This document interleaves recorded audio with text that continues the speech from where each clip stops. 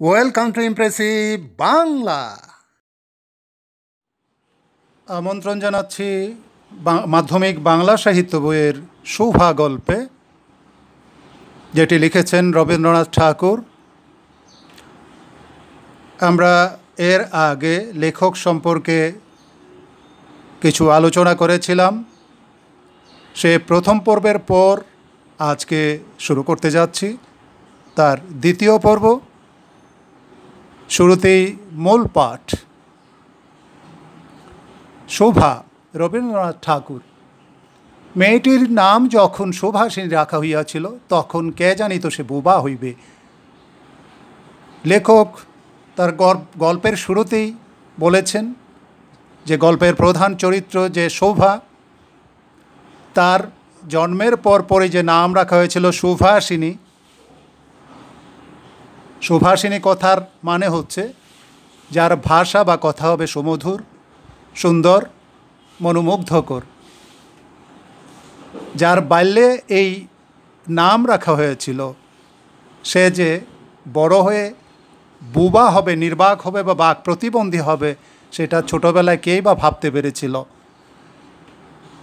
লেখক এখানে অত্যন্ত মানবিক বোধ নিয়ে মূল চরিত্রের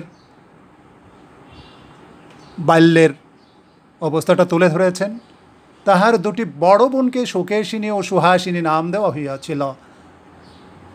শোভার বড় দুটো বোন সুকেশিনী এবং সুহাসিনী।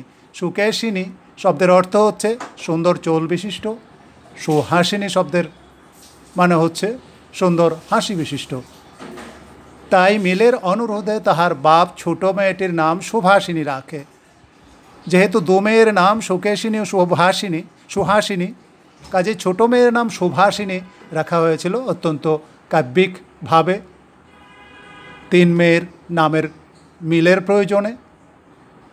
কিন্তু আগেই বলা হয়েছে যে সুভাষিনী নাম রাখলেও মেয়েটি হয়েছে নির্বাক বা বাক প্রতিবন্ধী, যাকে সংক্ষেপে শোভা বলে ডাকা হয়।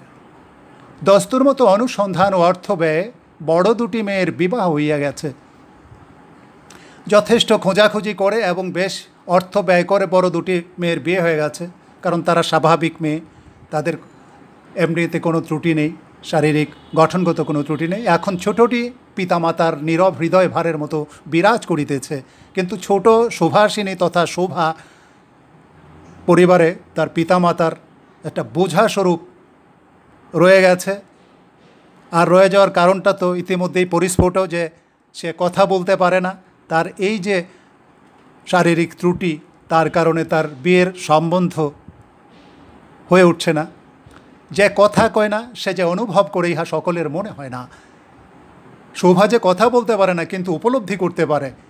তার এই উপলব্ধির যে যোগ্যতা রয়েছে, এটা অন্যরা ঠিক বুঝতে চায় না বা তারা মনে করে না। এজন্য তারা সাক্ষাতেই সকলে তাহার ভবিষ্যৎ সম্বন্ধে দুশ্চিন্তা প্রকাশ করিত। কাজে তারা সামনাসামনি এলেই এই মেয়ের ভবিষ্যৎ যে খুব সুবিধের নয়, এ সম্পর্কে সবাই উদ্বেগ প্রকাশ করত, দুশ্চিন্তা করত। সে যে বিধাতার অভিশাপ স্বরূপে তাহার পিতৃগৃহে আসিয়া জন্মগ্রহণ করিয়াছে, এ কথা সে শিশুকাল হইতে বুঝিয়া লইয়াছিল। এই শোভা, তার যে শারীরিক এই ত্রুটি, তার যেই অক্ষমতা কথা বলতে না পারার, এটা সে ছোটোবেলা থেকেই সে বুঝতে পারছিল যে এই পরিবারের জন্য সে রীতিমতো বিধাতার অভিশাপ। তাহার ফল এই হইয়াছিল, সাধারণের দৃষ্টিপথ হইতে সে আপনাকে গোপন করিয়া রাখিতে সর্বদাই চেষ্টা করিত। তার এই যে উপলব্ধি, তার ত্রুটি, তার অক্ষমতা, তার বাক প্রতিবন্ধিতা, এই কারণে সে কী করত, নিজেকে অন্য সাধারণ মানুষদের থেকে একটু দূরে সরিয়ে রাখার জন্য সর্বদাই চেষ্টা করত। মনে করিত আমাকে সবাই ভুলিলে বাঁচি। মনে মনে তার এ ধরনের ধারণা হতো যে সবাই আমাকে নিয়ে না ভাবলেই বরং আমি শান্তি পাই, আমি বেঁচে যাই। কিন্তু বেদনা কি কেহ কখনো ভুলে? লেখক এখানে প্রকৃত বাস্তবতার তুলে ধরেছেন যে বেদনা বা কষ্ট বা ব্যর্থতার কথাটা কি কেউ ভুলে? পিতামাতার মনে সে সর্বদাই জাগরুক ছিল। ভুলতে চাইলেই বা ভুলাতে চাইলেই সব ভোলা যায় না। এখানে শোভার অবস্থাটাও সে মনে মনে চাইলেও তার পিতামাতার মনে সে সবসময় জেগে থাকত। বিশেষত তাহার মা তাহাকে নিজের একটা ত্রুটি স্বরূপ দেখিতেন। বিশেষত তার মা, জন্মদাত্রী মা, তাকে তার নিজেরই ত্রুটি হিসাবে দেখতেন। কারণ যিনি জন্ম দেন আমাদের সমাজে সমস্ত যোগ্যতা অযোগ্যতার দায়ভার সেই মায়ের উপরেই মানুষ একটু বাঁকা চোখে আরোপ করে থাকে। কেননা মাতা পুত্র অপেক্ষা কন্যাকে নিজের অংশরূপে দেখেন। এটার কারণটা হচ্ছে যে মা নিজে পুত্র সন্তান অপেক্ষা কন্যাটাকে নিজেরই ছায়া হিসাবে দেখতে পান। কন্যার কোনো অসম্পূর্ণতা দেখিলে সেটা যেন বিশেষরূপে নিজের লজ্জার কারণ বলিয়া মনে করেন। এখন সেই কন্যার যদি কোনো শারীরিক ত্রুটি বিচ্যুতি দেখা দেয় বা অসম্পূর্ণতা দেখা দেয়, সেটা যেন সেই জন্মদাত্রী মায়েরই নিজেরই লজ্জা, এটা মনে করেন এটা এক ধরনের গ্লানিবোধের বহিঃপ্রকাশ। বরঞ্চ কন্যার পিতা বাণীকণ্ঠ শোভাকে তাহার অন্য মেয়েদের অপেক্ষা একটু যেন বেশি ভালোবাসিতেন। কিন্তু এখানে বিপরীত চিত্র দেখা যায় তার পিতার বেলায়। পিতা বাণীকণ্ঠ শোভাকে তার যে অন্যান্য বোন আছে তাদের চাইতে একটু বেশি ভালোবাসতেন, কারণ পিতা মনে করতেন যে মেয়েটা বাক প্রতিবন্ধী, তার এমনিতেই তো কষ্ট, কাজেই তাকে তার স্নেহ মমত্ব দিয়ে সেটা বেশি বুঝতে দিতে চাইতেন না। কিন্তু মাতা তাকে নিজের গর্ভের কলঙ্ক জ্ঞান করিয়া তাহার প্রতি বড় বিরক্ত ছিলেন। কিন্তু মা তার এই প্রতিবন্ধিতা নিয়ে জন্ম হওয়াটাকে নিজের গর্ভের কলঙ্ক হিসাবে তিনি মনে করতেন, এবং এই কারণেই সেই শোভার প্রতিও বিরক্তি প্রকাশ করতেন। শোভার কথা ছিল না, কিন্তু তাহার সুদীর্ঘ পল্লব বিশিষ্ট বড় বড় দুটি কালো চোখ ছিল। শোভার ভাষা ছিল না, কথা ছিল না, নির্বাক, কিন্তু তাহার দীর্ঘ পাতা বিশিষ্ট পল্লব বিশিষ্ট, পল্লব মানে পাতা বিশিষ্ট বড় বড় দুটি কালো চোখ ছিল। এখানে চোখের পাতাকে বলা হয়েছে বড় বড় কালো দুটি চোখ, এবং তাহার উষ্ঠাধর ভাবের আভাস মাত্র কচি কিশলয়ের মতো কাঁপিয়ে উঠিত। তাহার উষ্ঠাধর, উষ্ঠ যোগ অধর, উষ্ঠ হচ্ছে ঠোঁটের উপরের অংশ আর অধর হচ্ছে নিচের অংশ। তো তার বড় বড় দুটি চোখ আর তার ঠোঁট, তার মাঝখানে যেন খেলা করত কোনো অদৃশ্য ভাষা, আর সেটা কাঁচা কিশলয় মানে গাছের কচি পাতার মতো কেঁপে উঠে যেন বহিঃপ্রকাশ ঘটত তার। শোভা গল্পের যে অংশটা আজকে উপস্থাপিত হলো তার ভেতরে কিছু জটিল শব্দ রয়েছে, সেগুলোর অর্থ এবং টিকা এখানে উপস্থাপন করা হচ্ছে। সুভাষিনী, সুন্দর কথা বলতে পারা নারী, দস্তুর মতো রীতিমতো গর্ভের কলঙ্ক, মেয়ে বাক প্রতিবন্ধী হওয়ার কারণে জন্মদাত্রী মা মনের খেদে তাকে গর্ভের কলঙ্ক ভেবে গ্লানি বোধ করেন।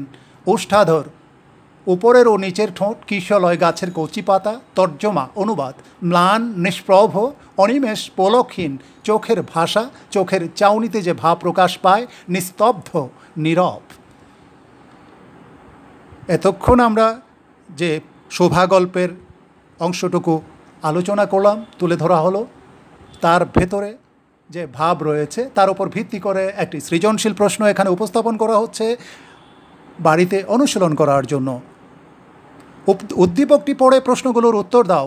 আমাদের সমাজে বিভিন্ন ধরনের প্রতিবন্ধী মানুষ রয়েছে, কিন্তু তাদের প্রতি অনেকের অবহেলার ভাব পরিলক্ষিত হয়, যা একেবারেই উচিত নয়।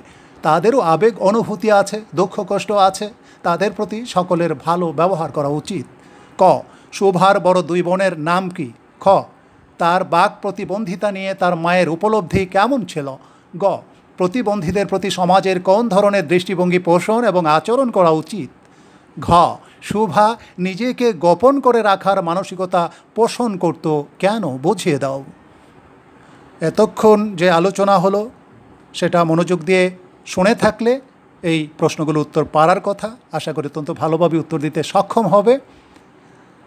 শোভা গল্পের দ্বিতীয় পর্বের আজকের এই ক্লাসে অংশ নেওয়ার জন্য, আমাদের সাথে থাকার জন্য সবাইকে ধন্যবাদ।